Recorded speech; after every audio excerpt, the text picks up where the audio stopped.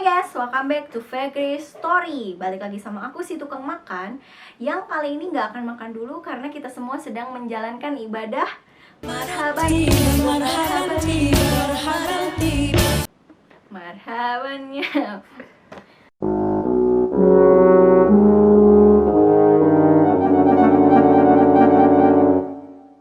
Hai guys, welcome back to Fegri Story. Balik lagi sama aku si tukang makan, yang kali ini gak akan makan dulu guys, karena hari ini adalah sedang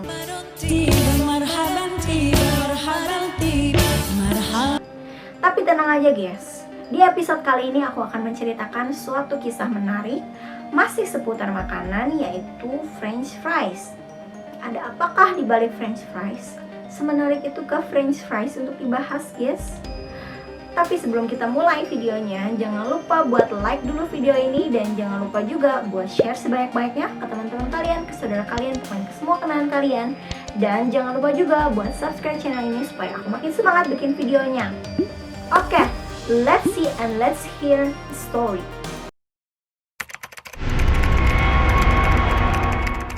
Dimulai pada tahun 1680, di mana segerombolan tentara Inggris datang ke Belgia atau singgah ke Belgia, tepatnya di wilayah Namur. Ada apakah tentara Inggris datang ke Belgia?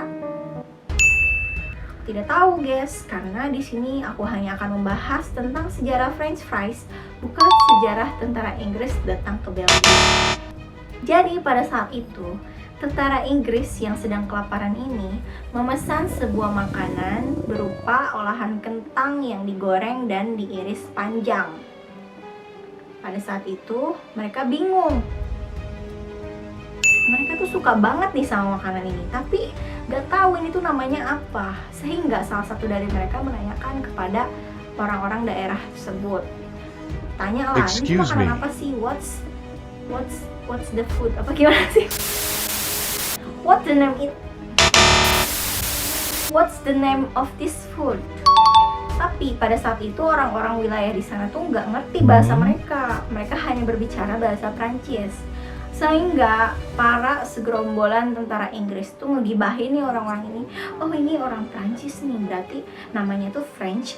Karena itu gorengan jadi disebutnya fries. Jadi French fries, kentang yang digoreng oleh orang Prancis. Begitu ceritanya.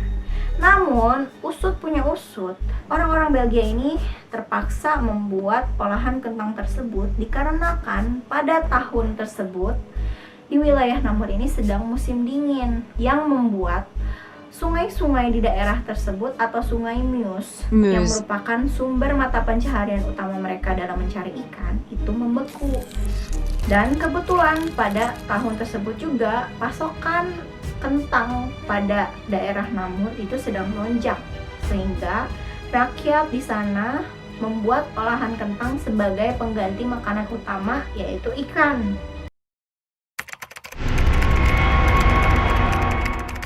Tapi menurut logika aku, pada saat itu kan lagi musim dingin ya, yang membuat sungai Meuse menjadi beku. Tapi pasokan kentang di sana sedang melonjak. Bagaimana orang memanen kentang jika wilayahnya semuanya membeku guys? Masuk akal gak? Ini juga sama seperti sebuah statement yang diutarakan oleh seorang pakar kuliner yang bernama Pierre Leclerc. Ia menyatakan bahwa kentang itu memasuki wilayah Belgia pada tahun 1739. Jadi tidak mungkin ada kentang di Namur di tahun 1680. Dan meskipun kentang itu ada, menurut Pierre Leclerc, kentang itu tidak mungkin digoreng guys. Karena pada saat itu minyak goreng itu sangat langka. Karena minyak itu sangat berharga, tidak mungkin mereka hanya menggunakannya untuk menggoreng French fries saja. Mereka mungkin bisa menjualnya atau membarternya dengan makanan yang lebih layak. Masuk akal nggak? Gitu.